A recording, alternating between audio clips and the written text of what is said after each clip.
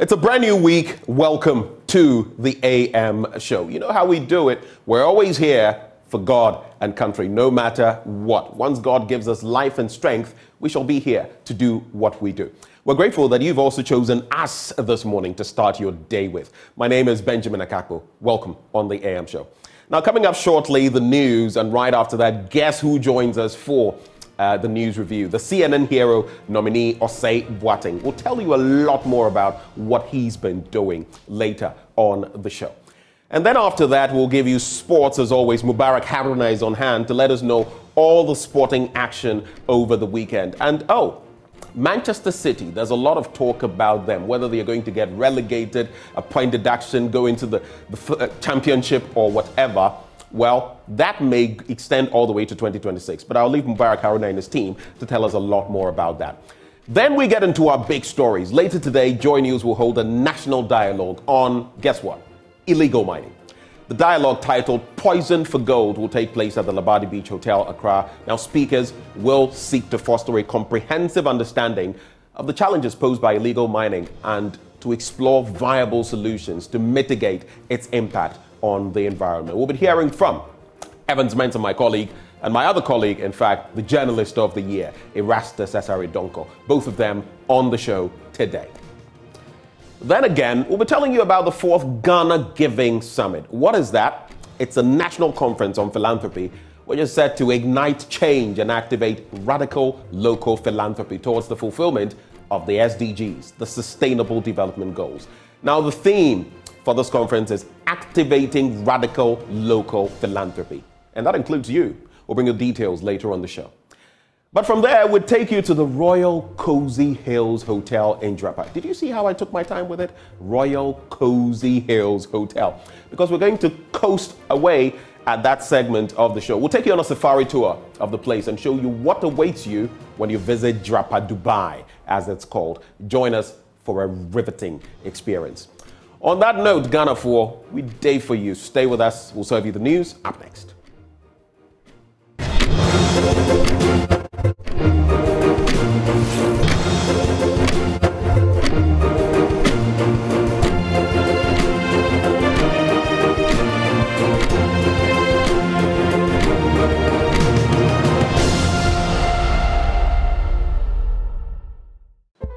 We're grateful that you've stayed with us. Now let's get into the news. In our first story, more than 400 people have been displaced by the communal ethnic clashes that took place at Nkwanta South weeks ago. Among these are pupils of various school-going ages. These children are asking government to ensure peace prevails so they can return to their studies. OT Regional Correspondent Peter Senu reports. I don't feel comfortable here, because what is happening in Nkwanta is no good. It is affecting my school. How has that affected your school for the past 2 weeks? It has affected my school because I'm not going to school nowadays.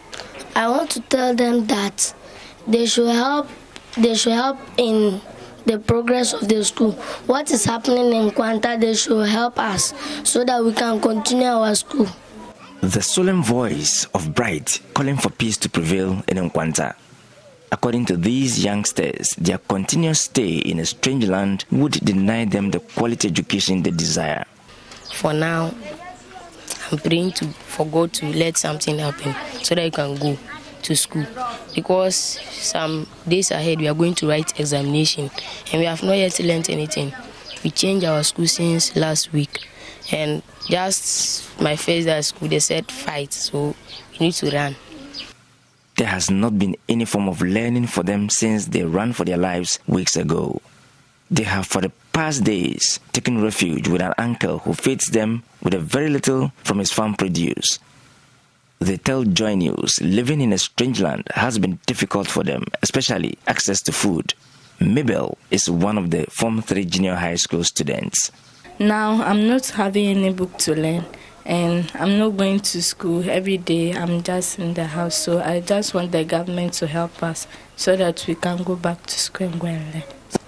That place is very hard because what we eat is it's very hard for us to get it So we are begging from the government to get us something to eat. They are just not picking up these yellow corns for fun. This would be roasted maybe as a snack and the rest milled for food later in the day. This is what 16 persons would depend on, or maybe less, since this would not suffice. Luckily, these 16 have enough space to accommodate them, but what to rest on and feeding are their immediate challenges. Currently, it is the hard comfort of these palm mats that keep their souls together. Exposure to mosquitoes and resultant contraction of malaria is rife as the rooms are without ceiling. They want support to enable them survive in a strange land. We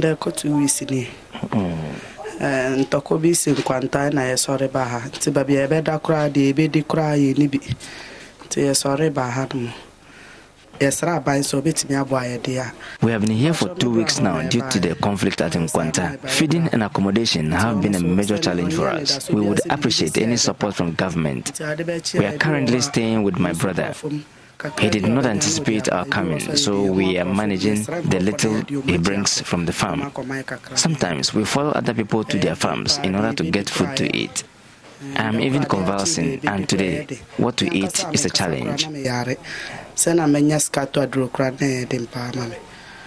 For another set of 16 taking refuge in a church premises, the concerns are almost the same, except for this junior high school graduate, a champion, who does not know his fate, as the very little he could gather for entrance into a senior high school has been left at Nkwanta without care. I've bought some of my things at home, like my chobos, my mattresses. They are all at home. I didn't even lock my room before coming here, and they are all there. I don't know whether they are safe or not, and I'm here. So I'm just thinking. I've prepared some, but here I am. I don't know where they are. I left all my things. They have to prepare. See, my parents, they are all here with me, and my father too. He's not here. When I'm calling him now, I don't get him. So I don't know how I will do and go to school now. I'm just here. Now, the deplorable nature of the Tuasa-Bulenga Road in the Wa East district of the Upper West region is impeding quality healthcare delivery in that area. This has forced commuters to resort to tricycles and motorbikes as the usual means of transport. The people want the road fixed to ease their plight. Rafiq Salam took a trip to Tuasa and bumped into a pregnant woman who fell off her motorbike. Despite the claim of the Wa East district being one of the breadbaskets of the Upper West region, having access to its communities and the farms is a Herculean task. It is even worse, especially during the rainy season, as more communities are cut off from the other. The few communities that one can have access to is not one for the faint-hearted. The Tuasa community is some 4 kilometers away from Bulenga, which lies on the main road from Wa heading to the Kulun Bridge. The road is muddy, bumpy, and replete with corrugations, making it difficult for road users to ply it. They sometimes got stuck and has to be manually pushed out. So you can see how the place is. You can see that they have to put some of the tricycle to move around the area because it's muddy and vehicles and also tricycles are getting stuck in the area. And as a result of that, they have to at least get some people to push them out of this muddy, somehow looking like a rice muddy pitch. Bright Kwafo hails from Accra, but was posted to the Tuasa Basic School as a teacher. He told me the struggles he makes flying on the muddy road. I'm just smiling because when it rains here, this particular area, it's difficult to ride through, and especially when you're carrying people, like there's no way. So mostly when it rains, it's better we stay in our community till we get sunshine for some time before we can move. But apart from that, when it rains, you can't move. Like it's impossible. It tell me your experience. How are you able to play through this muddy rice pit? Sometimes you just have to reduce your gear and use your 2 legs to support yourself in the mud until you get to a very good grounds. Apart from that, if you try to do any other means, you will fall down. So you have to just reduce your gear, probably just off the engine, and use your 2 legs and walk in the mud and push your motor. And then when you get to a good place, you continue riding. Are there times that you fell on the way? Several times, like almost every day. The last time I had to remove my mud guard because the mud got stuck. My tires couldn't roll, so I have to just spoil it and then before I was able to move. And as for the falling, it's like everyday thing. You always fall down. So what appeal do you have for the government and authorities? We'll be so happy if the government can actually come and work on this road for us, because it's bad and it's making transportation very difficult for us. Even when you farm and you want to take your goods to work, you can't. And sometimes you have to just keep the things in the village and some will get rotten and you just have to sell some at a very cheap price, and it's very, very, very difficult for us. I was posted to the Tosa Basic School as a teacher. He told me the struggles he makes plying on the muddy road. Another is this heavily pregnant woman who fell off a few minutes ago from the motorbike riding with her husband to bullying for antenatal service. The road is no good. We tried to negotiate a curve and we fell off. I've even sustained some bruises in my knees, Salah attempted to show me. This is the second time Salah Awisa fell off from the motorbike on the road since he became pregnant. She has fears for her life and the unborn baby. Her husband is equally worried about the poor nature of the road. There's no road, there's only water that has spread across, making it muddy. We would not have fallen off. Awisa positive.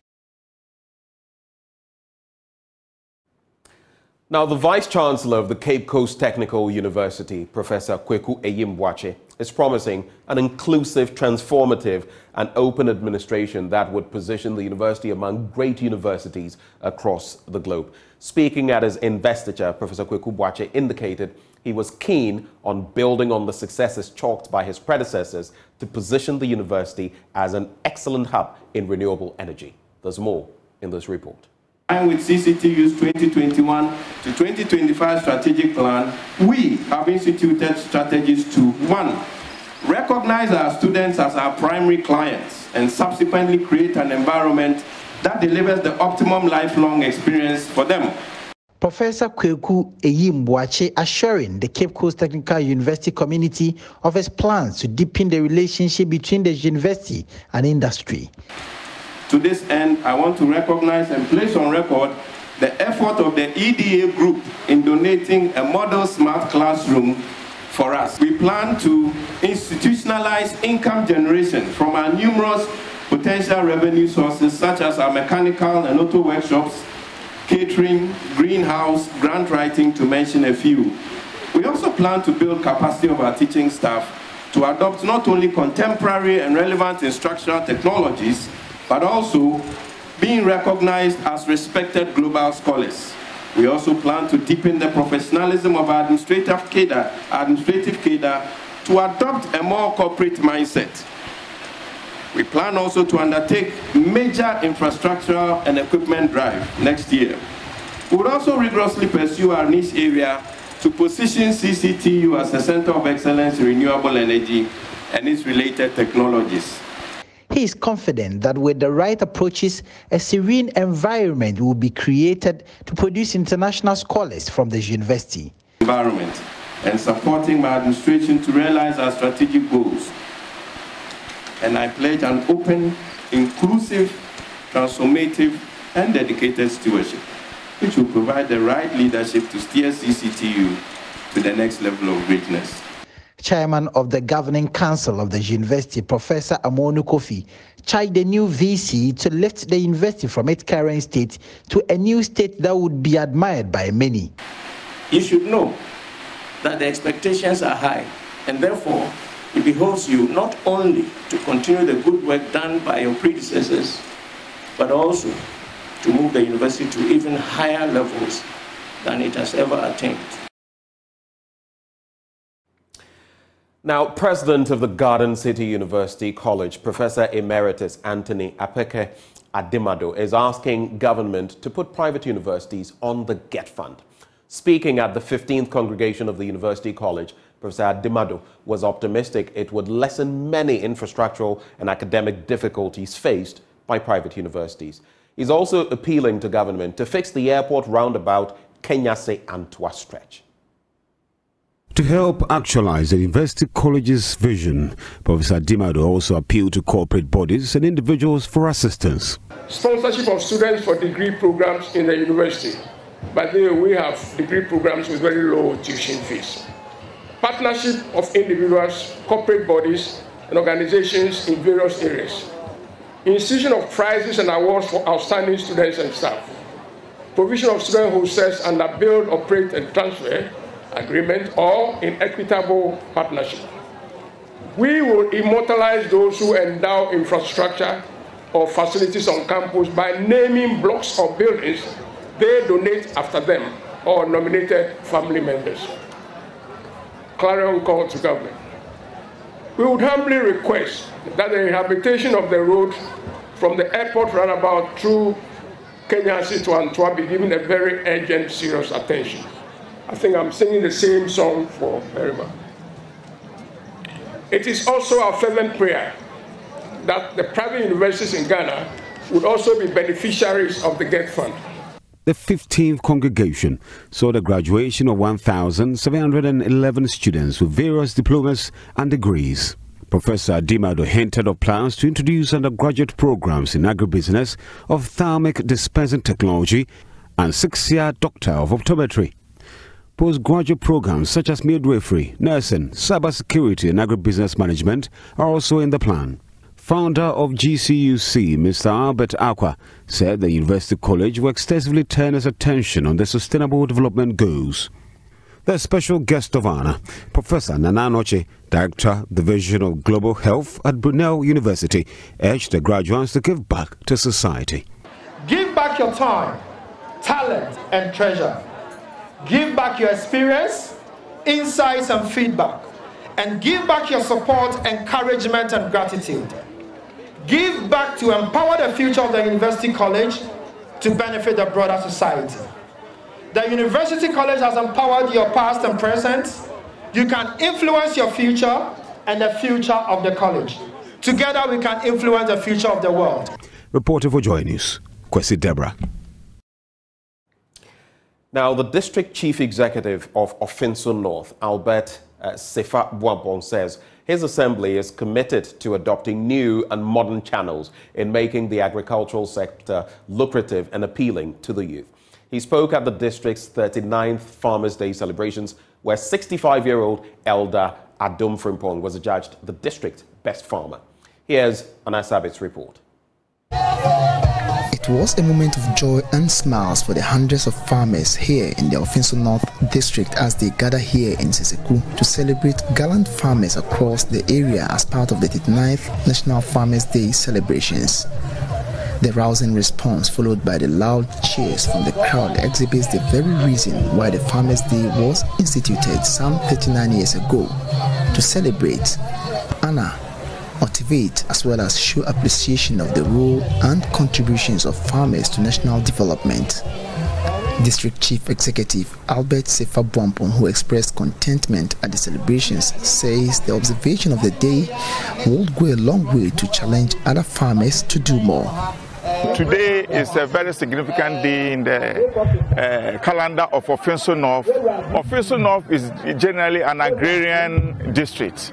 And for us to observe this Farmers' Day and award our gallant farmers is a big thing for us.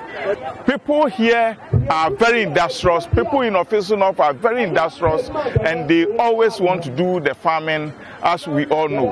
And today is very great, and everybody is happy for all the prices given to the various farmers. It has challenged the other farmers to also aspire higher. He further noted that the Assembly is instituting new measures where provisions are made to encourage more youth into the agric sector, a move, he said, will create employment in the area. Today is a very significant day in the calendar of Ofinso North. Ofinso North is generally an agrarian district. And for us to observe this Farmers' Day and award our gallant farmers is a big thing for us. People here are very industrious. People in Ofinso North are very industrious, and they always want to do the farming, as we all know. And today is very great, and everybody is happy for all the prices given to the various farmers. It has challenged the other farmers to also aspire higher. He further noted that the Assembly is instituting new measures where provisions are made to encourage more youth into the agric sector, a move, he said, will create employment in the area. We are moving throughout the various towns to solicit and encourage the youth so that they come and do various plantations, do vegetable farming in those acquired lands we are getting from the chiefs. It's going to increase income, it's going to create employment for the youth, and I want to encourage the youth of Ofinso North to be part of this plantation and agenda the government is bringing to the district. Member of Parliament for the area, who doubles as the Deputy Minister for Local Government, Collins Augustine Nitim, recounts how he took a bold decision of supporting farmers with different kinds of seedlings as part of a bigger plan of supporting over 20,000 farmers in the Ofinso North constituency within a period of 10 years. Growing up in this community, Ofinso North used to be one of the richest districts in terms of cocoa production. But the advent of the 1983 bushfires came, wiped everything. And ever since, the people became impoverished. So in 2005, when I became a chief executive, I realized that I needed to bring back that cocoa industry. So I started the seedlings, you know. Indeed, we programmed to support 20,000 people in 10 years, to cultivate about 200,000. And the level of acceptance was amazing.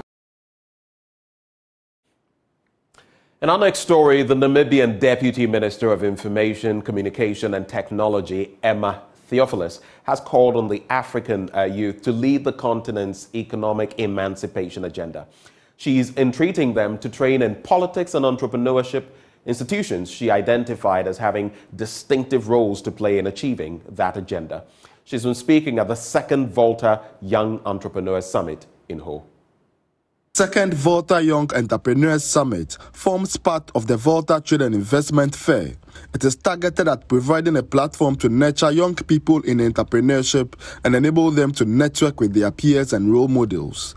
Seasoned entrepreneurs were paneled to share insights with the patrons. The Chief Executive Officer of Caveman Watches, Anthony Jamepe, entreated the youth to focus on industrializing their specialty. But I don't believe everybody should try to be an entrepreneur. There's a lot of other things that we can do or other ways of finding fulfillment, provided the fulfillment can come back to help our community. There's this whole debate about whether entrepreneurship is for everybody or not. Maybe it will keep growing on. But I do believe that everybody has an ability. But it's very important for us to find a way to industrialize everybody's talent. You don't have to become an entrepreneur. We all have something we are good at. The challenge is for people to find a way to industrialize what they are good at. The Volta Regional Minister, Dr. Archibald Lecha, shared a practical example of what worked for him when he resigned from the health service to start his business empire. But we started with the staff of 8. Now we are more than 300. So you start small, and by the grace of God and by hard work and integrity, it will grow. So, and one of the establishments that came out of a small thing is where you are having the meeting this morning. And we didn't know that it will happen, but it has happened over the years. And so we want to encourage you that the sky is the limit. It doesn't matter where you come from. It doesn't matter which school you've attended. It doesn't matter whether your parents were educated or not. It doesn't matter whether you are the first graduate from your village. The Namibian Deputy Minister of Information, Communication and Technology, Emma Theophilus, underscored the role of politicians and entrepreneurs in Africa's economic emancipation. Ladies and gentlemen, I do believe that AfCFTA is a revolutionary tool. I do believe that although Africa is politically free, it means nothing if the economy does not work for Africans, is not by Africans, is not for Africans. It's not beneficial to any of us. Therefore, for a young continent like ours, yes, we need young entrepreneurs to ensure that they carry the economies of our countries, but we also need young thought leaders to ensure that that economic emancipation does happen. Is it going to be easy for any of us, young politicians, young entrepreneurs? No. Proper mentorship, truly mentorship to say that I'm going, as a seasoned entrepreneur and businessman in your community, I'm going to hold the hand of 2, 3 young entrepreneurs and I'm going to walk them through the ropes. So there is an important nexus we must see between politics and entrepreneurship for us to realize the gain that we need to economically emancipate the African continent. So definitely the one needs the other. All speakers urged the youth to harness the potential of the African continent to become entrepreneurs to liberate themselves from poverty. Fred Kwame Asari, Joy News. Ho. And that is how we cap off the news. But stay with us. Up next, the news review. We'll be right back.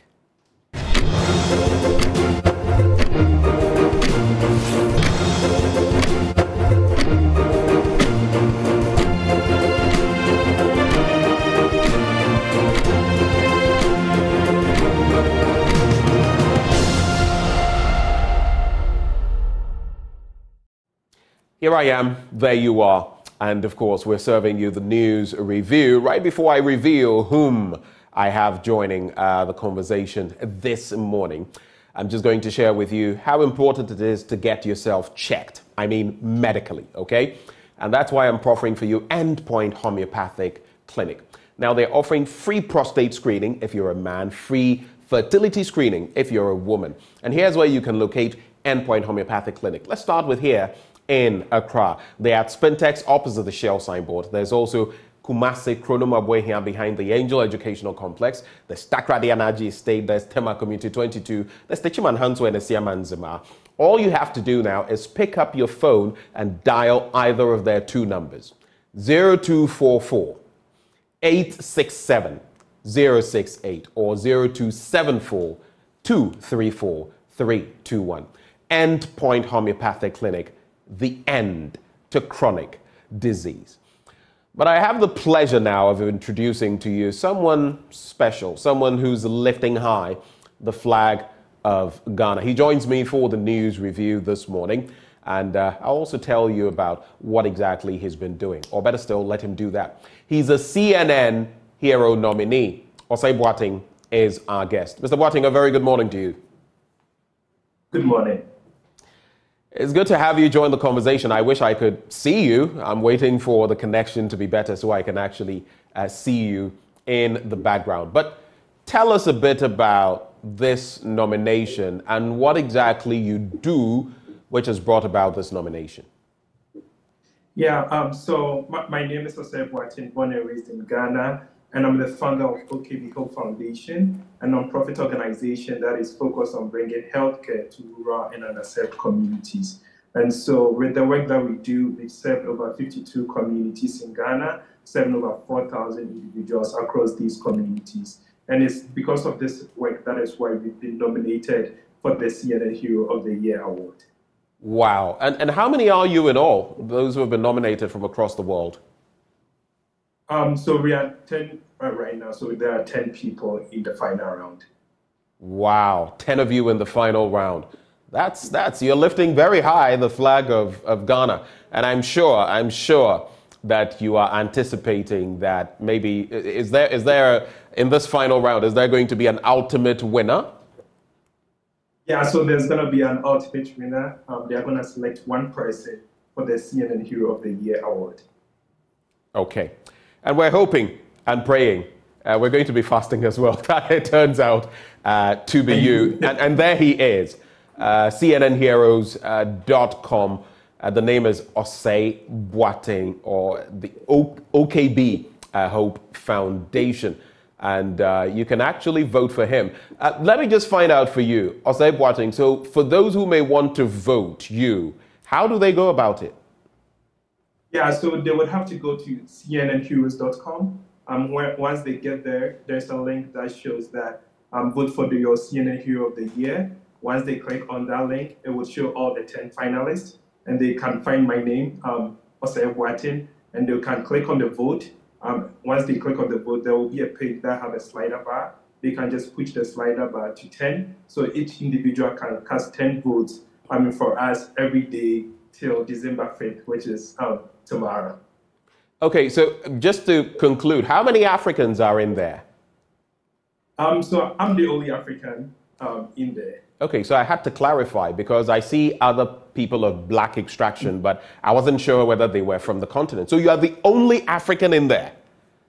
Yes, please. Look, I know we have a big fan base, and some of you watch us from Sierra Leone, from Gambia, from Nigeria. Omo, vote for what a guy. It doesn't matter, you know.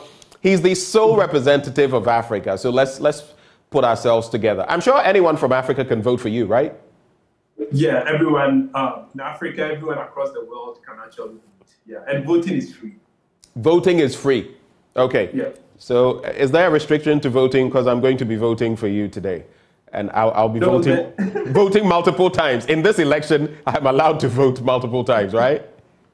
Yeah, as long as you have a valid email address or a Facebook account, that is all that we need.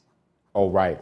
And once again, thanks for the good work you're doing, which is raising high the flag of Ghana. But two things I want to talk about before we get into the newspaper review this morning. And at the tail end, you can remind us about voting one more time. The first has to do with a certain George Quay. And I don't usually do this, but I was blown away yesterday. I've seen a number of plays in Ghana, and the artistry, the performances, the stagecraft, the stage itself, and the character of Odewale. Ekosam, my producer, please remind me of his name again, the person who played Odewale. Okay. What's the name? Andy Adote. Fantastic. I've seen him in other plays by Uncle Ibo White, but his performance here, you know, George Quay came into the studio and told me that I had never seen a performance of Olarotimi's The Gods Are Not to Blame like I would see on Sunday, Saturday and Sunday. And boy, did they deliver. I'm going to pray, GQ, George Quay, as we fondly call him, that he does this again sometime during the season. And again, that I get to take some other people who were offended that I did not take them this time, so that I can settle everybody along the way. The only other issue I want to add on the back of something I observed yesterday before we get into the papers, Ghana 4. So yesterday, I meant to top up on my fuel, but I had two things coinciding, and I told myself I went for evening mass yesterday at church. I didn't go in the morning. I went for 6 p.m. mass. Then from there, I had to take a detour before heading to the National Theatre to enjoy this fantabulous play. In between, I forgot to top up on my fuel. My gauge was at 2, and it runs pretty quickly at that point. So it was getting to the end of the play that I realized, whoa, it's past 11 o'clock. Where am I going to get fuel? I was in a state of near panic. I tried to calm down. I checked online which filling stations. Some said, oh, they closed at 12 a.m.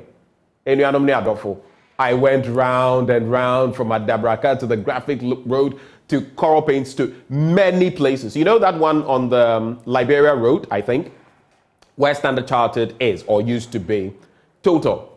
They were closed. I'm not singling out anyone. They were closed. I literally had to go around until someone told me that there was a Zen, and I'm not trying to hype any filling station. I'm just saying what it is. Zen filling station around Coral Paints, heading back towards Adabraka. That was where I got to fill. So I was curious. I went there, was able to top up, and then I asked the fuel attendant. Unfortunately, I've lost his name, but there were two of them, a gentleman who served me and a lady. Like when they closed, and he told me they operated 24 hours. And I was stunned. Because this whole bit about a 24-hour economy and everything in between, like it or not, these are some of the things. I would have been stranded. My fuel gauge was on yellow. I would have been stranded. I probably wouldn't have got home. And these are some of the considerations. Some sectors truly must operate 24/7. And when I, later on, when I got to the 37 area, that was when I noticed that while Total had been shut on the Liberia Road, they were open in the one at Maxmart. So at least that one was open. Goyle on that stretch was closed. All the other filling stations were closed. So in such an emergency, what will you do? park your car and walk home. Food for thought. Anyway, I just thought I had to bring that up so that we would contemplate what this would really mean if we activated it properly. I'm saying properly in Ghana. Well, let's get into the papers now. The Ghanaian Times newspaper. At COP28 in Dubai, President woos world leaders to support climate change. Ahin, Hajide, Saki, Okoboy, others get nod. It's all about the voting in the orphan constituencies of the NPP. All set for Maiden Tourism Investment Summit tomorrow. Akotia named 2023 National Best Farmer. 600 delegates attend UN Peacekeeping Ministerial Confab tomorrow. On the back page, Mediama SC stunned CR Belouizdad, and they beat them by 2-1. Belouizdad actually took the lead, but Mediama scored 2 goals. One, I think, in the 94th minute, and that's how they beat them. Dreams FC also subdued Rivers United.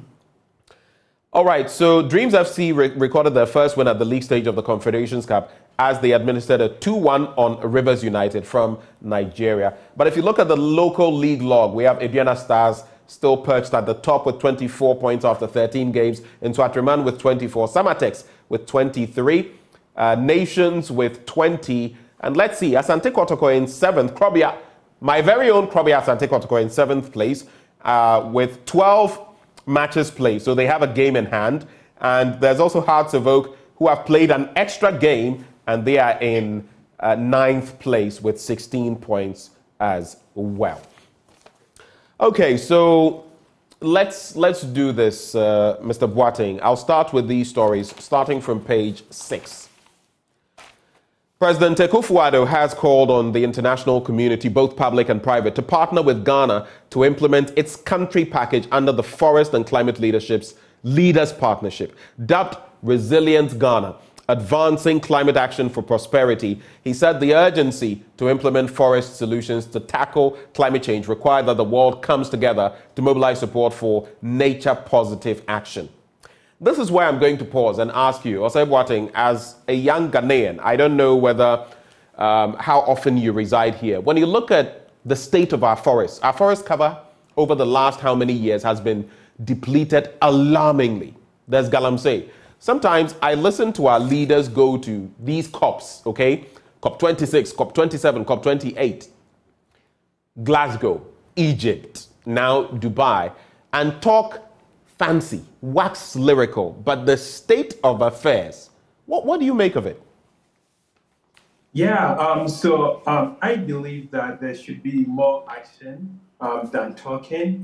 Definitely, it is easy to, definitely talk about all these ideas, which are great, but I believe there should be more action on the ground. Right. And with the issue with climate change, it's very important that we also consider the environment, because that also affects a lot of lives if we don't take good care of our environment. For example, some of the communities that we visit, some of them don't even have potable source of water to drink. And so even if we go there to give them medical care, we know that the root cause of the situation is the water that they are drinking. And so we cannot handle the work alone when it comes to healthcare. Everything is interrelated. And so I believe that there should be more action in that particular field. Yeah.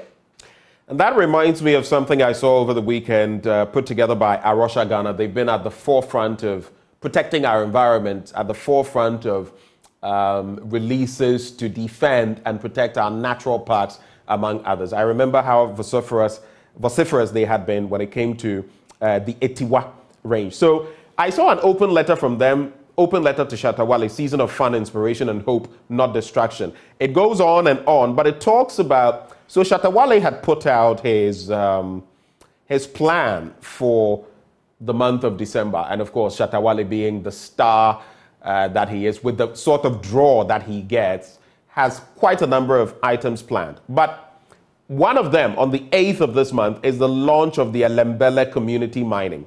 And Arosha Ghana feels already there are so many problems with that. And so they were calling on him to rather use his gravitas, his pull as an artiste, not to support such things that eventually also damage our environment. Because of the subject, I just had to bring that in as well. And good morning to Darrow Bosu and the entire Arusha team and all the work you're doing to protect our natural resources. But let's get into other stories now. When we go to page 10, how much do you follow the politics, Osei Boateng? I follow it pretty well. Try to read the news every time I wake up in the morning. So, yeah. Okay. So then you would have known about the orphan constituencies of the NPP. And guess what? In different places, well, different strokes for different folks. And we have some faces emerging. NPP orphan constituencies parliamentary primaries. Ahin, I'm talking about Eugene Ahin, Pius Enam, Hajide. Then there's Saki. There's Jefferson Saki, Okoboy, Dr. Okoboy, get the nod. So you would notice that in crucial areas, for example, Okaikwe North, that feats there by Nana Madukia. Then there's also Adenta, and that is getting very interesting because Adamu Ramadan of the NDC will now have to lock horns with Akosua Menu. And she appears to be bringing some heat there. Interestingly, in that constituency, they never repeat a parliamentarian, let me put it that way, not a candidate, a parliamentarian. But would Adamu Ramadan be the first person to retain that spot? In Ablekuma Central, interestingly, Jefferson Saki was there. Esio Jaman, he was ousted. Now he's found his way back. Pius Enam, Hajide. Another interesting one, like I mentioned, was Lejokuku, Dr. Okoboy, who lost that seat in the last election. This time he didn't get a ministerial appointment, but he is CEO of the National Health Insurance Authority. Barbara Oting JC also getting the nod in Prestia, Huni Valley. And then Eugene Ahin, who speaks for the presidency, getting the Ewutu Senya West seat. Another interesting one was Keno Kwejo Damwa, retired, of course. He won the German South seat. And some interesting dynamics there. But some have asked, they may have won the battle. Will they win the war? On the other hand, Osei, before you come in, there was also this bit about bribery and corruption in some areas. Yes, there was Seche Dumase. I believe there was also Ablekuma Central with Jefferson Saki, the other gentleman, is it Clinton, among others, or is it Collins? Collins, I guess that's his name, with envelopes with their names on it, some containing wads of money, 3/10 with food being distributed. Now the OSP has invited these people. What do you think about all of this? Is it possible to root out bribery, corruption, or influence in our politics? This is local level, like parliamentary primaries, and this is how it gets. Imagine when it heats up in the main election. Yeah, so I would say that is going to be tough, to be honest. That is going to be tough to really eliminate that. But I think it's possible that we can do that, but I believe it's going to be tough, seeing how that is really part of all the things that we do in terms of politics. So, from my perspective, it's very difficult to root that out. Well, it will be very difficult, but like you said, it can be done. But oftentimes when we have this conversation, we focus on those who are giving, aka the politicians. But it's a crime both ways, both the giver and the receiver. The recipient is also culpable. So if we stop taking, it's demand and supply. If someone supplies and you don't demand, because one of those, pointed at by the OSP, the person literally said, no cash, no vote. That's what the person said on camera. No cash, no vote. So if you have people with such a mentality, then of course there will be a market for such a commodity. And that is what we ought to look at. So while we condemn those acts from the politicians, we also have to do some introspection, look at ourselves and say, how are we contributing to the problem? There is Akotia named 2023 National Best Farmer, a 57-year-old woman, Charity Akotia from the Agona West Municipality in the Central Region. Last Friday emerged the overall best farmer at the 39th edition of National Farmers Day. She received a cash prize of 1 million Ghana cedis sponsored by the Agriculture Development Bank, while Theophilus Ezenrane Aka from Nzulezo in the Western Region, who was the first runner-up, received a horsepower tractor head trailer, a set of implements, and a boom sprayer. And if you wondered why I said Nzulezo instead of Nzulezu, that's because I hear that's how it's pronounced. And the next NDC government will prioritize farmers' welfare. That's according to former President Mahama. Any comments on these before I move on? So I don't have any comments on that, but I think, as you said, definitely there are some things that we as a country need to take a very close look at, and that one being the bribery and the corruption part of what you said. It's something that is very important that we need to look at and make sure to eliminate if possible.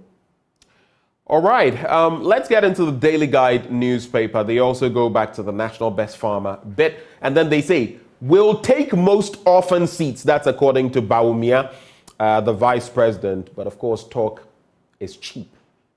We'll see how the elections pan out. And on both sides, I can say that because you look at the NDC and some inroads they made in the last elections, and you will see that if they are not careful, it's a slippery slope in some of those constituencies. They could easily lose. And I mentioned one of them, Adenta, with its history of not repeating parliamentarians. But again, for the NPP as well, there are quite some problems. If you look at their losses, the net losses from 169, okay, and where they fell to and how the NDC caught up. No one can rest on their oars and say that, oh, we're going to win most of the orphan constituencies. Some of those constituencies had been for the NPP for a long time, and they fell to the NDC in the last election. So this talk about we'll take most orphan seats, well, I'm not a politician, but when the time comes, Alan's butterfly shakes Kumasi. That story is on page 3. We saw them clad in yellow, awash, painting Kumasi yellow. But it reminds me of a quote from yesterday in Olarotimi's The Gods Are Not to Blame. There's also a saying that the butterfly considers itself a bird.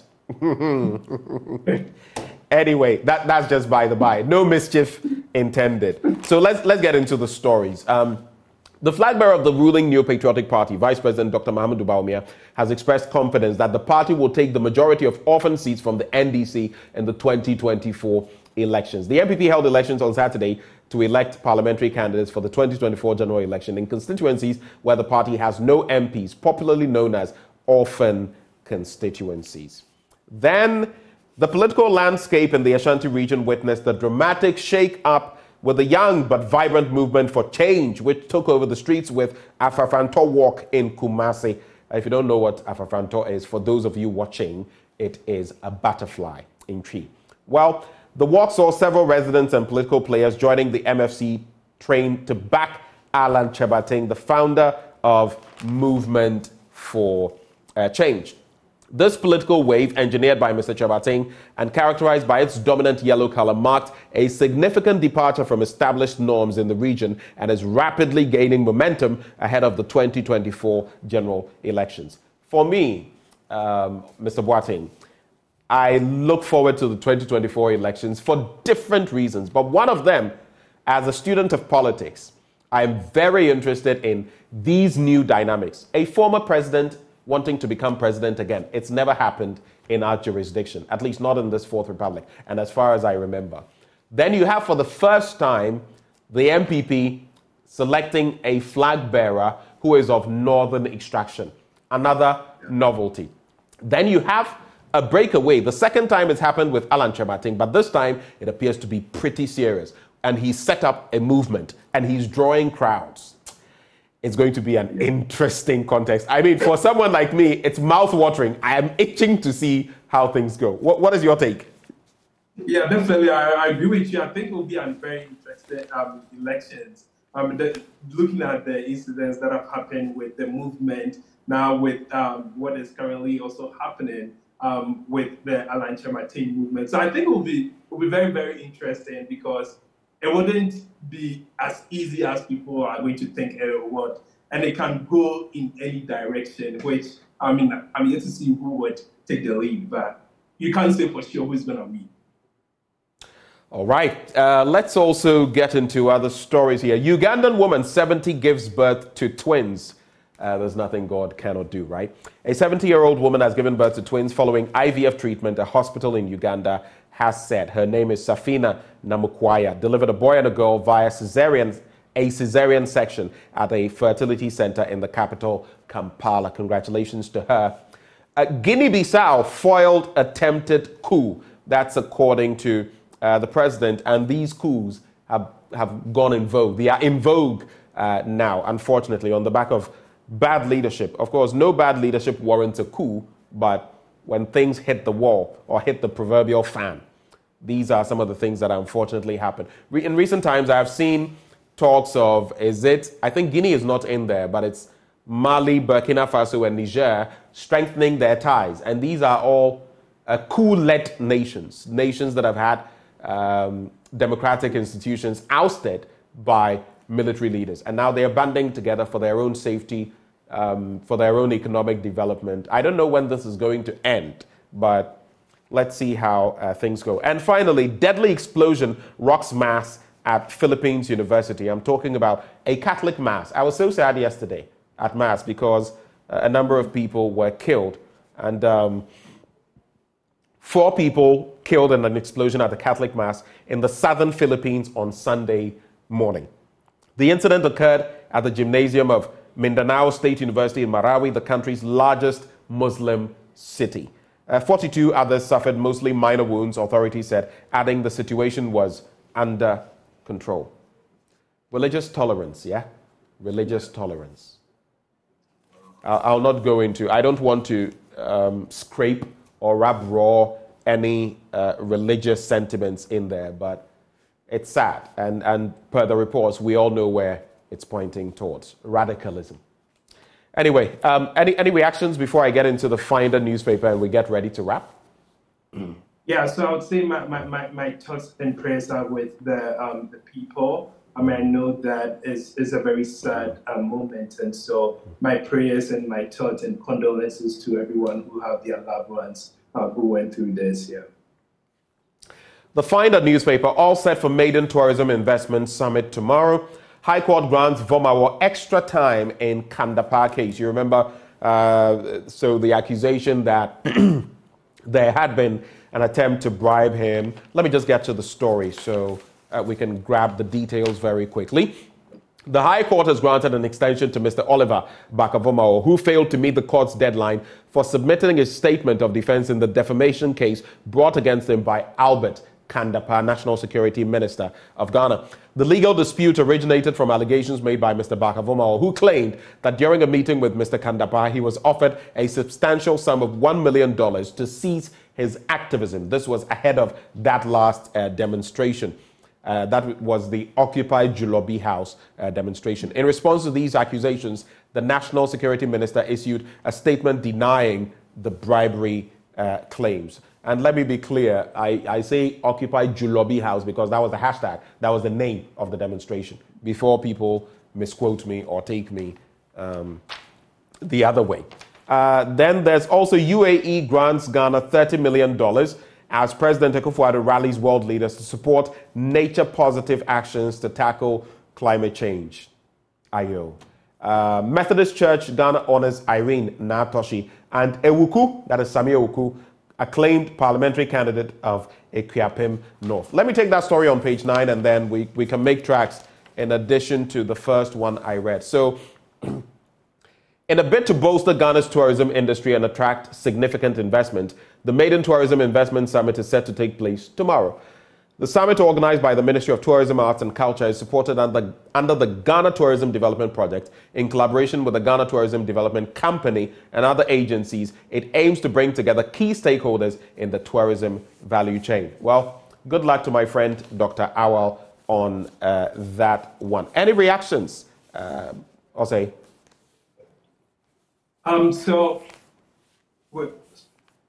So I would say that definitely there's a lot of work to be done, and hopefully the amount of money that the country is receiving from UAE would be put into good use and be able to better the life of the people in the country.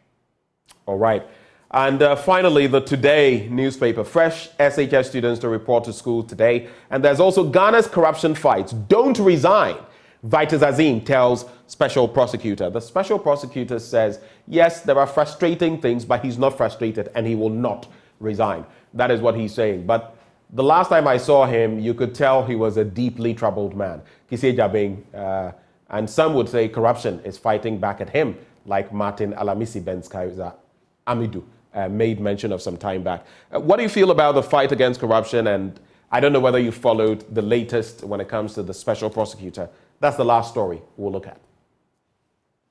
Yeah, so as I said earlier, the fight for corruption is something that we need to take a very close look at. I think it's something that is plaguing our country, and so it's very important that we have the structure in the institutions to be able to at least eliminate or address that. And so I'm really excited about what the special prosecutor is doing in order to really address the people who are doing this, doing these activities. All right. So, Osei Boateng, this is how we are capping off the conversation. But I'll leave you again just to give us a reminder of what you are doing, lifting high the flag of Ghana, and how people can vote for you as a CNN Hero nominee. Walk us through it one more time, right before we go. So the work that we do is to bring healthcare to underserved and rural communities in Ghana, providing them with free medical care, especially for those individuals that don't have hospital in their community or individuals that have to travel several miles to the nearest hospital. Our vision is to make sure that everyone has access to timely and quality healthcare. And because of this, our work has been selected by the CNN Heroes program, and we are now vying for the CNN Hero of the Year, which now depends on the public. We depend on the public voting in order to secure the CNN Hero of the Year, which will give us additional resources to be able to extend our care to additional rural and underserved communities across Ghana. All right. I see you, Susanna Manoa Ankra. You say, I'm looking sharp this morning. Thank you very much. Thank you, Osei Boateng, for joining the conversation. I'm sure we'll be able to have a conversation again before D-Day. But Susan says, please raise a topic on ATM machines in some areas in Accra. Just like the petrol drama that you mentioned, it's a headache at times when trying to withdraw money at night, especially over the weekends. Most machines are empty. And this is where the 24-hour economy could be beneficial to the public than waiting for the banks to return on Monday before getting cash. Just this weekend, I went to 5 ATMs with no success from Atomic all the way to Kwabenya, and it's an ongoing occurrence. That is what Na Amanua Ankra shares with me this morning. My mind hadn't even been averted to that. I've not really withdrawn money that late before, but this is what she is sharing. Finally, I also want to do this before we get into sports. I'd like to salute the CEO of Dawadawa Jollof Delight, located in Adenta, Madam Rabiatu. You gave me some fantabulous, delectable Dawadawa Jollof the other day. Yes, I'm using my cratchy powers to shout her out. And some TZ as well. So if you're looking for any TZ, Dawadawa Jollof, and it comes with guinea fowl, all of that, look no further. Dawadawa Jollof Delight is located in Adenta, and you can reach them on 0249 517 108. 0249 517 108. Thank you once more, Madam Rabiatu, and thank you, Osei Boateng, for joining the conversation. But before we get into sports, how about we do this? You know, we've been telling you about Drapa Dubai, right? Cozy Hills Hotel. Well, we're connecting there right now. I have a colleague standing by to give us a little teaser of what we can expect. Where are you now, if I may ask? Maxwell Agbagba, take it away. This place, this Cozy Hills Hotel, has become the big magnet attracting people from all walks of life from different parts of the country to the Upper West region. It is the jewel in the Upper West region, giving people a proper feel and a proper taste of Africa. If you want to experience safari, I've been telling my friends who've not visited this place. Yesterday, Benjamin, I posted some videos of zebras and lions on my WhatsApp status, and I got many people asking me, wait, Maxwell, is this? They were mentioning actually another country, and I told them, no, this is right here in Ghana, right here in the Upper West region. And you get to experience all of that here at the Royal Cozy Hills Hotel. We're just some meters away from the hotel itself. Now we are in the Safari Ranch, where later today we'll be taking you to see, we get to see the lions. Yes, the lions are just about 500 meters away from where I'm standing. The lion's den is there. We have about 4 of them in the lion's den right now. In some minutes or in some hours, we get to see them, Benjamin. But what you can see right now are ostriches. And yesterday, I was here with a tour manager, Aziz Pelpo, who told me that they are not harmful, they are not aggressive, unlike some of the animals here that are, you know, harmful. Some of them are actually caged. And in fact, the hippos are caged. 2 of them yesterday, we saw them coming out from the water here.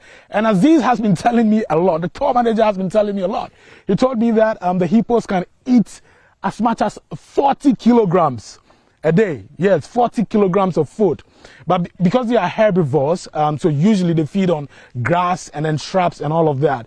So when he mentioned 40 kilograms, I was actually thinking 40 kilograms, if I'm to measure that in terms of my favorite food, my favorite banku, how many balls of banku would give me 40 kilograms, you know, worth of food? But we saw the hippos yesterday. They are, I mean, aggressive, so they've been caged. In fact, most of the cages that have, you know, the aggressive animals have been electrified. So Aziz, the tour manager, assured us that even if the animals try getting out, they get electrified and then they'll go back. So it's actually safe to be here. But these ostriches that you're seeing, we're told that they can run as much as 70 kilometers per hour. Yeah, 70 kilometers per hour. You can call it Usain Bolt Pro Max. Definitely, that's what, you know, they are. Their eggs, I'm told, can be eaten. Yesterday, Aziz told me that, yes, their eggs can be eaten. He talked about a lot of them, you know, here, and how this is serving as an attraction for people who want to see animals in their natural habitat. It's not just the ostriches that you get to see when you visit the Royal Cozy Hotel. You get to see the lions. Like I mentioned yesterday, I saw the African giant tortoise, which has a lifespan, I'm told, of about 100 years. The one that I saw yesterday was about, what, 63 years? So I saw grandma tortoise and I saw grandpa tortoise. 63 years. And, you know, very calm, not aggressive, you know, animals. I also saw the impala yesterday. Quite a lot, you know, to see here at the African, at this safari ranch, you know, I should see. Like I mentioned, just some meters away, we have the lions in their natural habitat. And one thing that you should note is that it actually costs a lot to keep these animals here. Yes, it costs a lot. The tour manager yesterday told me that they have to feed the lions 3 times a day. And guess what they feed them with? 3 times a week. They feed them with 3 cattle every day, like every week. So every week, so let's say if they feed them on Monday with 1 cow, yes, Wednesday they feed them with another cow, and then another time they feed them with another cow. So in 1 week, they get to feed these lions that they're keeping here with 3 cattle, 1 week. And that definitely costs, you know, a lot of money. But the tour manager says that it is important to keep them healthy. Yeah, of course, we've all seen pictures of, you know, some lions out there. They didn't look healthy. They looked pale. They looked malnourished. He says that to keep them healthy and to, you know, lions are naturally aggressive people. Did I say people? Yes, definitely people. They are naturally aggressive, you know, animals. So he says that if you don't feed them, they become more aggressive. So that's why it's important for them to feed them every week. 3 cattle for the lions. In some hours or in some minutes, we'll get to see all of the animals, you know, that we have here. But it's important for you, you know, to come here to see it for yourself. Yesterday, I got closer. For the very first time, I got very closer. 50 meters, very close to a zebra in its natural habitat. I've never had that experience before. It was the first time I was seeing the Lion King. Roar! Yeah, I saw all of that yesterday. I got very close to the ostriches. Let me get closer to this one. The tour guy told me that he can actually give me a peg. Okay, can I get a peg? Oh no. Maybe later, Benjamin. So there's a lot to see here at the Royal Cozy Hills Hotel. And this is the Safari Ranch. It sits on a large swathe of land. Like I mentioned, the hotel is just some meters away from where I'm standing. But this is the Safari Ranch. There's a lot to see. These are ostriches. Later, we get to see the lions. We get to interact with the tour manager here, who's going to give us a lot of insight into what happens here at this safari ranch. So over to you, Benjamin. Well, thank you very much, Maxwell. Yes, I want to be in your place. It's not exactly the best thing to say, but at this moment, I would say that I'm jealous of Maxwell Akbagba. He's having all the fun in Japa, Dubai. Of course, the Cozy Hills Hotel, you could make your way there. How about maybe this Christmas, right? Or even if not this Christmas, there are many festive seasons. There's Easter, there are the 2 Eids and all of that. Or maybe at some point, one thing we're not very good at in this country is making time to go out. It could be you with some friends, you with your loved ones, you with family. Just take some time off. Stash a little bit of cash. Stash some cash. Take a little, go somewhere. The stress is a lot. Sometimes you need... Yesterday, after all the stress of the past week and working on Saturday, watching George Quay's play got me to calm down a bit. Sometimes you need to wash away part of the stress. So you take care of that. Later on the program today, we'll take you back to Drapa at the Cozy Hills Hotel to give you more of a feel of what exactly awaits you when you get there. But for now, let's get into sports. A certain Erling Haaland was not happy with their match that ended in a draw. He literally or virtually attacked the referee. More of that action coming up in sports.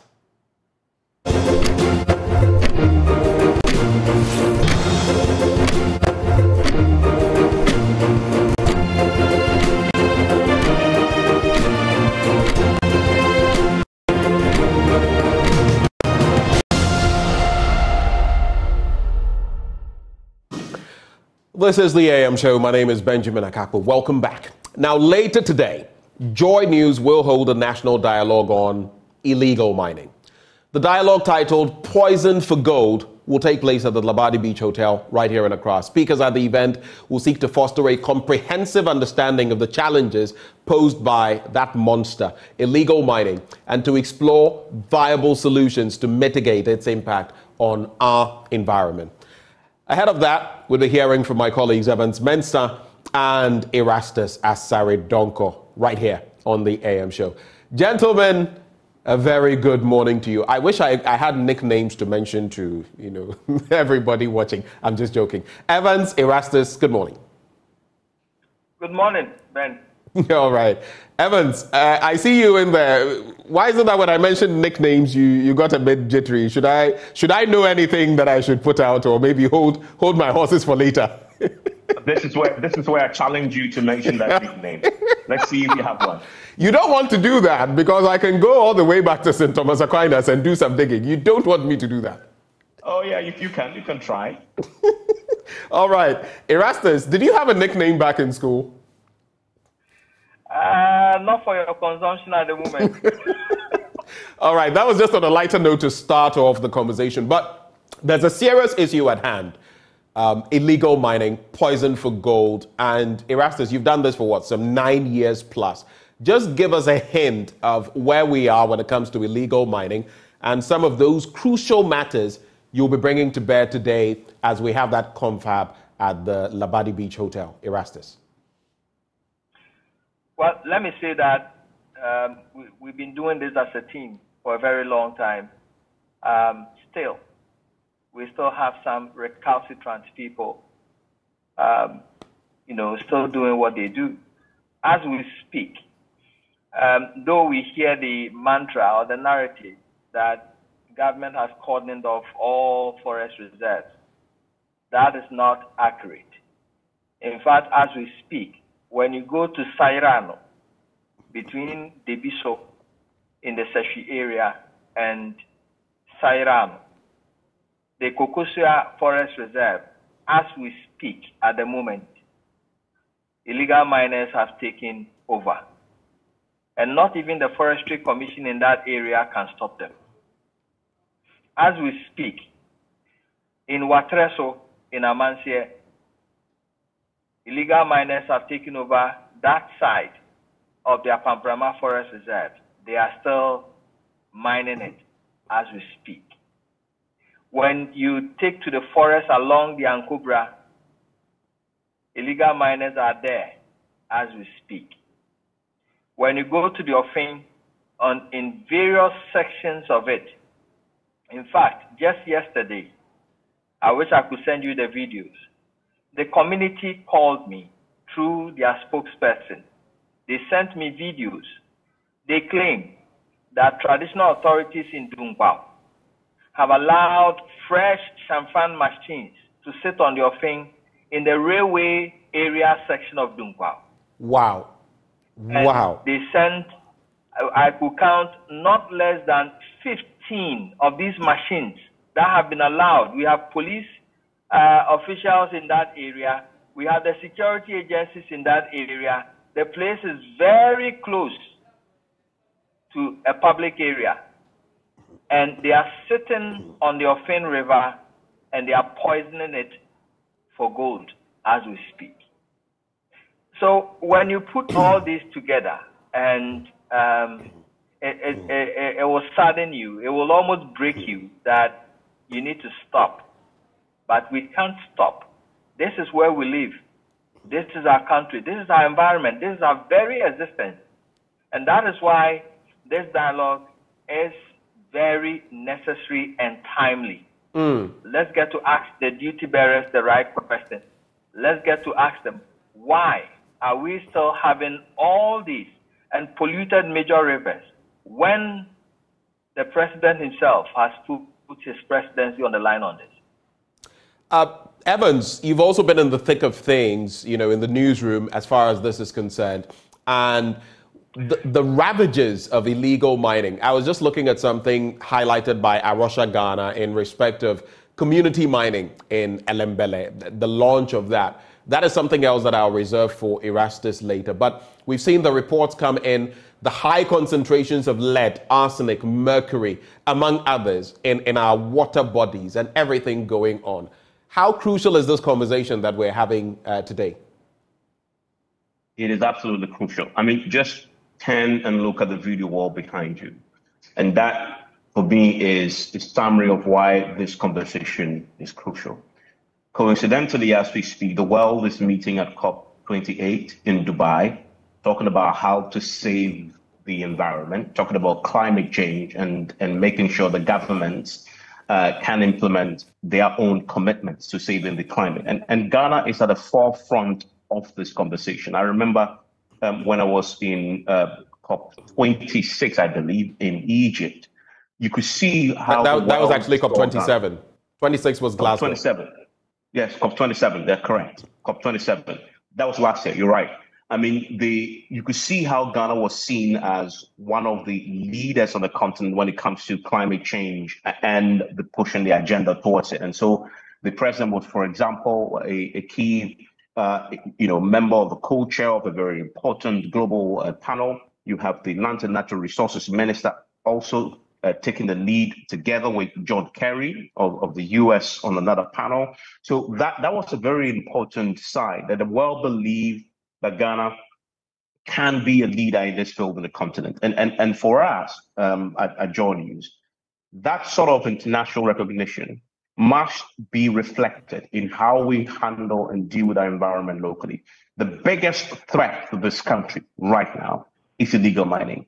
That is the biggest threat, because this is illegal mining, Galamsey, is a weapon of mass destruction. I have said many times that what we are witnessing, what you see on your screens, is environmental terrorism. And when you categorize it at that, it just galvanizes action. But we haven't seen action that has led to sustainable solutions to the problem that we have, which you see on your screens there. And that is why this conversation is important. And that is why, for me, the framing of this conversation this evening at 4 p.m. at the Labadi Beach Hotel at the Manya Hall is about exploring radical solutions to a national crisis. We have seen the governments over the period try many forms of interventions to try and dealing with this. All of them have tried to use force, sending in soldiers to burn excavators. We've seen this government actually tighten the laws a bit to try and make it more punitive, throw people in jail for longer. For some reason, it's still not stopping the destruction, as Erastus has eloquently illustrated. So what do we need to do for this to happen? One is political commitment must be there. We must, for the guys who are destroying the environment, they are not stopping. they have the commitment to do what they're doing because the incentive is money. We must have the incentive. What is our incentive? Our incentive is to save lives. And there's nothing more compelling than a commitment to save lives. And that is why today we need to have a conversation. And I'm happy that everybody who matters in this conversation will be there this evening. The minister himself, although he's in the COP28 in Dubai, is going to join us virtually. And so that is a good thing. At least he is submitting himself to this. And that is a good thing to have him join us. He hasn't shied away from participating. He will participate. And for me, that is a good thing because he can then give us, first of all, what is the status? Where are we in terms of the fight against illegal mining? Secondly, what are the challenges, if any? Have we achieved success in some areas? What are these? Right. And then clearly lay out the path for us in terms of what he's doing to put in place a more sustainable solution to this particular problem. We have the lands, we have the natural, we have the Minerals Commission also participating in person. The CEO will be there, who can then, of course, take the questions that will come from the panelists, but from also the audience there. And so we expect this to be a very comprehensive conversation. Now, the thing, though, to note, Benjamin, we don't want this to be another talk show.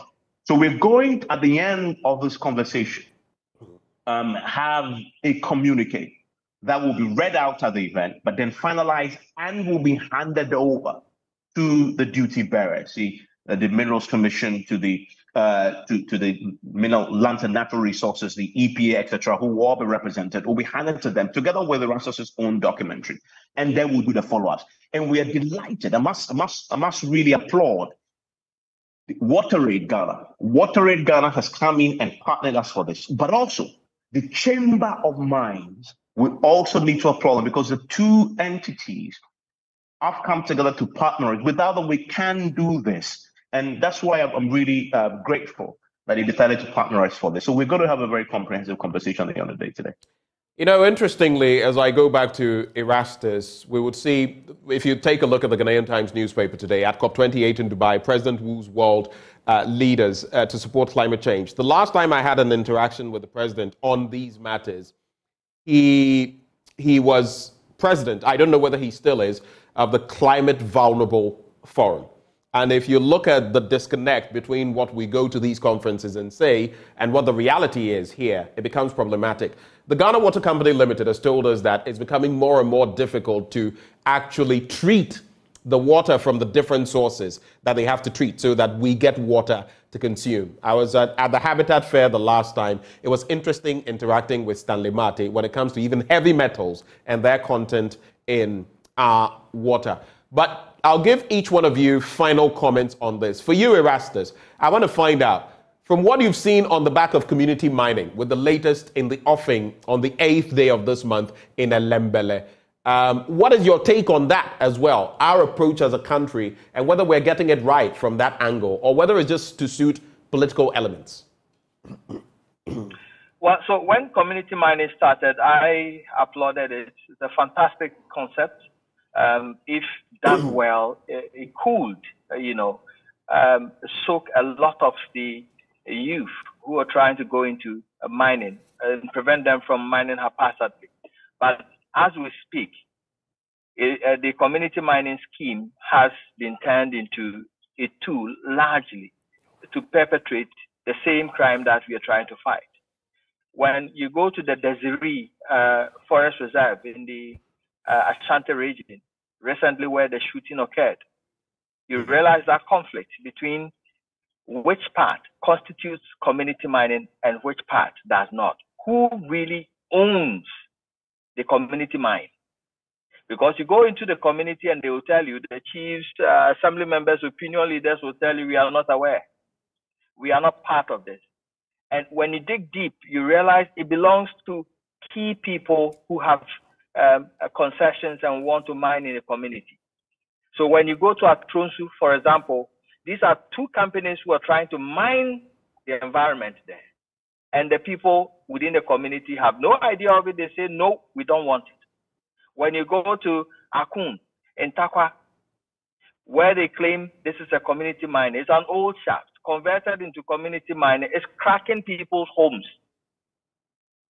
Recently, people died when they blasted under people's homes in that area. So it's shrouded in a lot of, hidden conspiracies and ownership and all that. But if we were to be able to fine-tune it, to make sure that the Minerals Commission is doing their job, checking who does what, in what community mining, and how it is regulated, I think it could have been a very fantastic concept. Thank you, Erastus. Evans, I'll take your final words. What can we expect later today? So you can expect a very comprehensive conversation, but one that is designed to offer the solutions, but also lay a path that allows us to follow up once the solutions have been couched and submitted to the authorities, so we can collectively supervise the implementation of this. I mean, and everybody else has a stake in this, and that's why the invitation is an open one for tonight at 4 p.m. at the Labadi Beach Hotel at the Omanye Hall. You need to be there, either in person or you are joining us on Joy News, on Joy 99.7 FM, or across our many digital platforms, also on myjoyonline.com, because we're going to have Professor Frimpong Boateng, who will be giving us a short presentation on the problem, but also the solution. He's going to offering some suggestions as to how this could be dealt with. I'm looking forward to that. We'll have a screening of the Erastus documentary for people to watch, and then that will serve as a basis for a conversation. The minister then will also come in and give us a status report of where we are, and then we'll get the audiences to join us. Also, we have a sub panel. The EPA is going to be there. The Minerals Commission is also going to be there. We're going to have the Chamber of Mines. You're going to have a host of civil society groups. But I'm also looking forward to the traditional authorities. We're going to have the National House of Chiefs represented. And that for me is important because they are in the communities and they hold a very significant stake in finding a solution to this. They're also going to be participating. The researchers will be there. Civil society, as I've already said, will be there to try and collectively explore these radical solutions to this national crisis. And so it is 4 p.m. and we encourage everybody to join. If you can get there, please do so. And we're starting exactly at 4. We are going to do this up until 7 p.m. Later tonight. And I must repeat, WaterAid Ghana and the Chamber of Mines Ghana, the Ghana Chamber of Mines have been very, very good in terms of partnering us for that. We cannot do this without them, and they have made this possible, making sure that we have the resources to make this happen, but also lending us their expertise in this area. And so we're very grateful to them, and because of them, we can have this conversation tonight and do the proper follow-ups to get these suggestions that will come up tonight implemented. Erastus Evans, thank you so much for joining the conversation and, of course, just holding it down later today at that dialogue. It is our national dialogue on illegal mining. We've titled it Poison for Gold, and you all know the circumstances. It's happening today at 4 p.m. at the Omanye Hall at the Labadi Beach Hotel. It's a hybrid event. You can be there in person if you mean to, but it will also be live on your television as well. It's one you don't want to miss. We need to move this conversation forward. But then again, when we return after the short break we're about to take, we'll be telling you about the 4th Ghana Giving Summit. It's a national conference on philanthropy, which is set to ignite change and activate radical local philanthropy towards the fulfillment of the SDGs, the Sustainable Development Goals. But how is it going to be done? How do we get there? That conversation up next on the AM Show.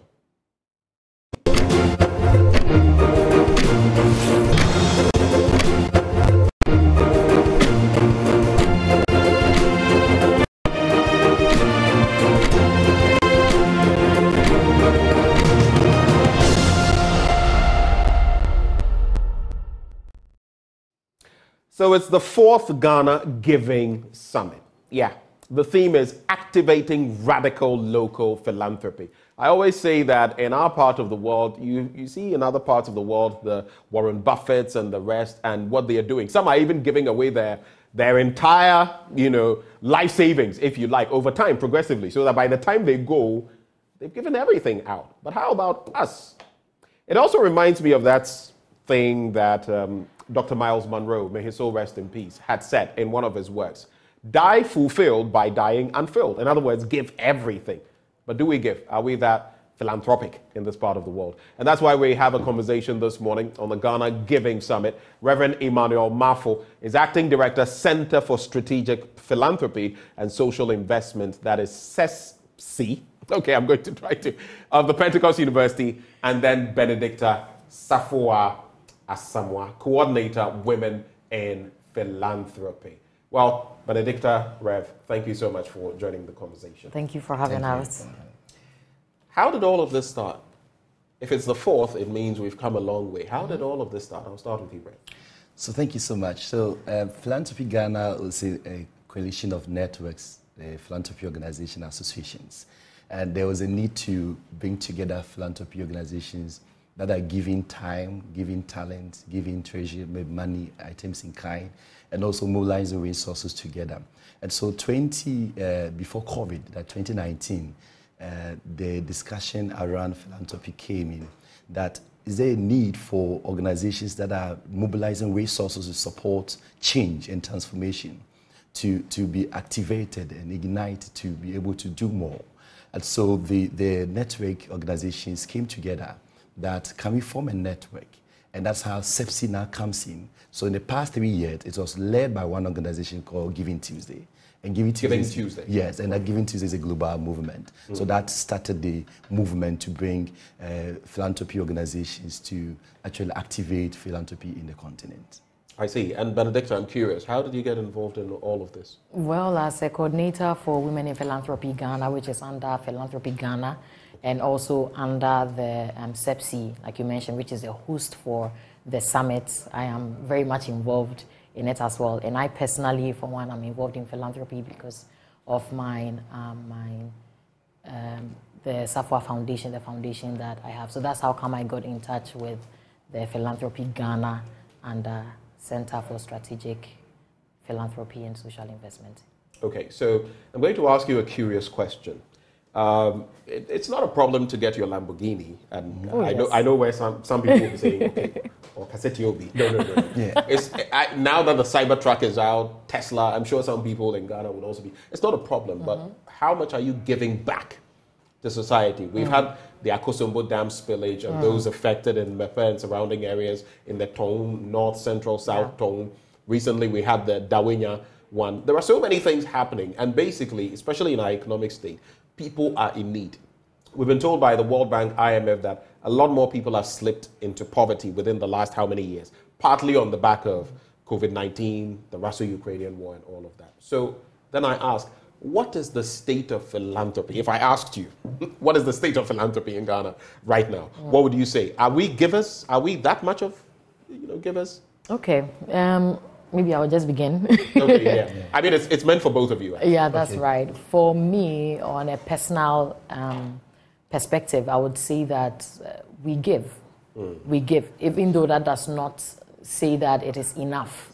And it doesn't have structures to it. And I always ask... We give, but exactly. It doesn't have structures. And I always ask myself, is it transformational? Is it a long-term impact? Is it something that can continue? Is it sustainable? Because you just wake up and you feed.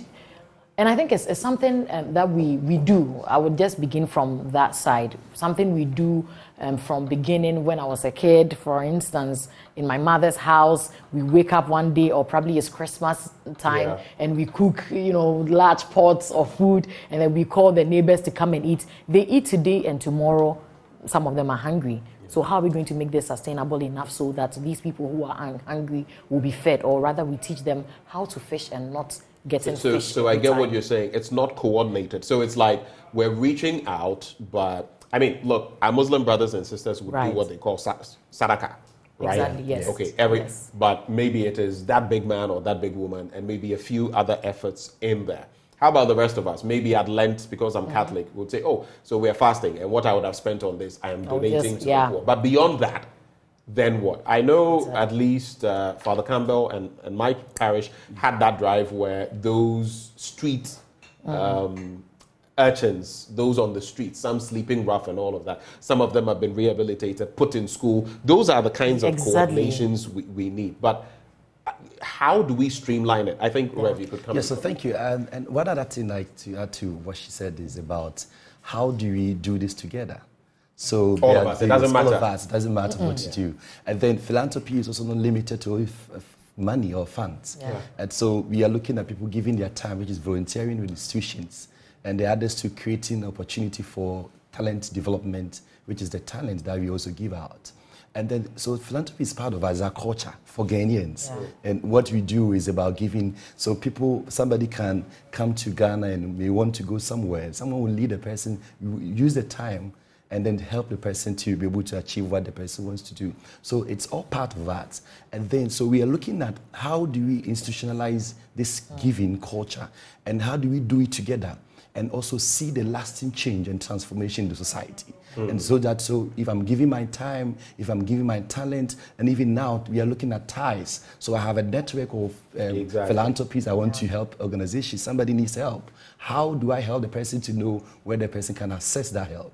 And then now we also have testimonies, and where you need to tell somebody about the good thing of someone is doing. So I heard of Safwa Foundation doing something. Is it something that I can say, oh, she needs to be supported, an organization? So once we do all this, it's part of philanthropy. And it's interesting because I was going to mention talents, skills, and other things that can be brought to bear. And you even mentioned networks, which are powerful, because sometimes it would amaze you, people reach out to me over many things. Sometimes it just takes connecting them to someone. I am not able to give them the help, but I know someone who can. That is philanthropy. And that's the most important thing. So you're sharing your tithe, your time, your treasures, everything. Exactly so. So what's special, if I asked you, what's special about this year's Ghana Giving Summit, the 4th installment?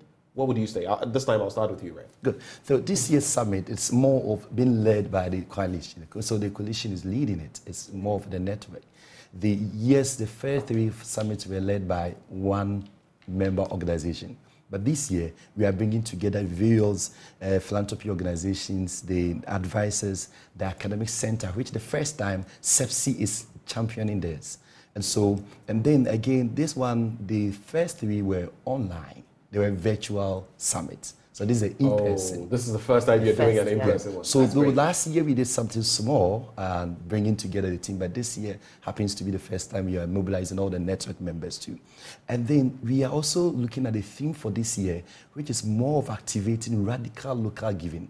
We believe that there are a lot of philanthropy activities happening in our communities and societies. And now even if you visit campuses, some university students are doing a lot of philanthropy activities, but all these things have to be harnessed together, and then we can see the change that we want to see in society. So this year's theme is also one part, it's new, and it's been organized by a team of networks, member organizations.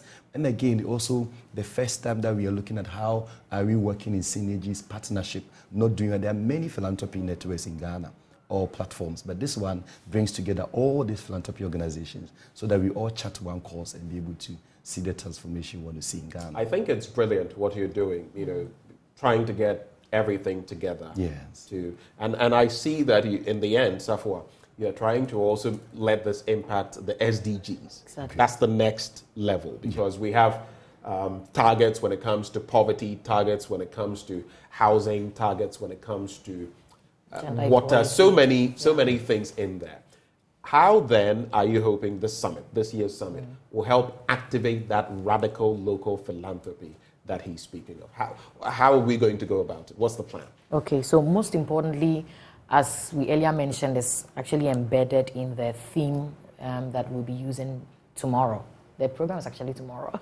So we are looking forward to have like 3 sessions in the whole summit. And then the second, so we have the plenary sessions, and the second of it, which will be the 17 rooms. And the 17 rooms will have about 5 thematic areas under the SDGs, which has the people, it has the peace, it has prosperity, it has planet, it has partnerships, most importantly, partnerships. And all of these are going to be digested under the SDGs, where everyone in that room will feel a part of and know the role that we can play. We have just like 7 years to go to finish SDG. Yeah. Well, some countries are doing better than others. Exactly. So this is more like a call to action for us. And then how now people are working in silos. So how can we all migrate, come together, and make it more powerful so that we can attain the goal that we want to for the 7 years to end the SDGs. Great. And I know it's happening at the British Council tomorrow, like has been mentioned. But just tell us about some of those you expect to actually speak at this event. Just let us know that. So we're going to have the Philanthropy Network leadership there. We have a steering committee made up of 7 team leaders. And then we're also going to have the chair for the SEPSI, our chair at the Pentecost University, Apostle, who is also the head, Christian Chapoy, for the center. He's also going to be there. We are also going to have Professor Henry, who is the chair for Philanthropy Ghana. And we're going to have also the Philanthropy Network leadership, Lovincia, who is the Philanthropy Ghana lead as well. And I was adding something to what Safua said, and when he talks about the various pieces that is going to be harnessed during the summit. The people is key because how are we going to mobilize people for the philanthropy actions? Now we are looking at women, we are looking at media, we are looking at all sector of the economy. How are we going to bring all these people? So we have Professor Henry also joining, and then Isaac Newton, who is also part of the national project team for the International Trade Center. He's also going to be there. And so these are all the players that we are going to have tomorrow. And then as part of activating the media philanthropy, now we've seen, for instance, this recent flood issue that happened in Ho. We saw how the media came on board to mobilize resources together. But how can we strengthen the media to do it more? So it's part of the people. Now we are bringing a new caliber of people to join the philanthropy. That's why we are now also have the media to this year. Interesting stuff. Anything else you'd like to add on? Final words for both of you. I'll start with you, Safwa. And I also see, so it's a hybrid event, right? Yeah. I mean, it's going to be on TV and on Zoom. On Zoom, yes. So virtual and virtual, and those who will come in person to the British Council. Final words. Well, okay. So whenever we talk about philanthropy, I take it very personal because I say that I cannot come to this world and not leave imprints. And leaving imprints, leaving legacies is tied to philanthropy. You do not need to create a foundation or create a company and start doing something for people to see that you are doing philanthropy. Even at your back door, there is philanthropy calling to you. There are always people in need. There are always people in need. So the conversation is now centered around how to make it more sustainable, how to make it long-lasting, so that you don't just give somebody something a day and then they are in need of it tomorrow. So it is a basic conversation that does not have any technicalities. We will try as much as possible to break down all the complexities and the sophisticated, messages around this philanthropy. So if you hear us, if you see us today, you are part of the conversation. It's not just for a particular group of people, but you are philanthropy, and we are doing this together with you. Thank you. Thank you, Benedicta. For you, Rev, final words. Yeah, thank you so much. So tomorrow is also going to be a time for co-creation. And just as I mentioned, Giving Tuesday, a global leader is going to be joining us virtually from the US. And as we all come together. I see. So Giving Tuesday, so you made it fall on a Tuesday. Yes. Yes. So we are hoping that that engagement also creates now solutions to support civil society organizations, NGOs that are working towards achieving the SDGs, but they need resources, they need the support to be able to achieve these SDG goals. And then we are believing that all the partners that are coming on board to will find a way to work together and to strengthen the movement that has been built in Ghana, so that in the next year's summit we will see we have some success stories to share. Yeah. That when we had the first summit in person with various teams, this is what we're able to do, and that will continue to build the movement to see the change and transformation we want to see in Ghana. All right, Emmanuel, Benedicta, kudos to you for the work you're doing. In the spirit of Christmas, I'm going to do this. I do a lot of this already, but in the spirit of Christmas, I'm going to offer some of my skills and time, if needed, at some point, whether this year or next year. And let's see what we can do for philanthropy in Ghana. But may God bless the work you're doing. And all roads lead to the British Council tomorrow, 8 a.m. to 4 p.m., right? That's right. As this summit goes on. It's all about the 4th Ghana Giving Summit. And you can see on your screens the details there. Those who joined us for this conversation this morning, we have Reverend Emmanuel Mafo, Acting Director, Center for Strategic Philanthropy and Social Investment, SEPSI of the Pentecost University, together with Benedicta Safua Asamoah, Coordinator, Women in Philanthropy. Stay with us. When we return, there's a lot more action, and at some point we'll definitely take you to Drapa, the Cozy Hills Hotel, where I don't know what you're looking forward to, impala or ostriches or hippos or lions. They have quite the experience awaiting you in the Upper West region. We'll be connecting with them later on the show. Stay. We'll be right back.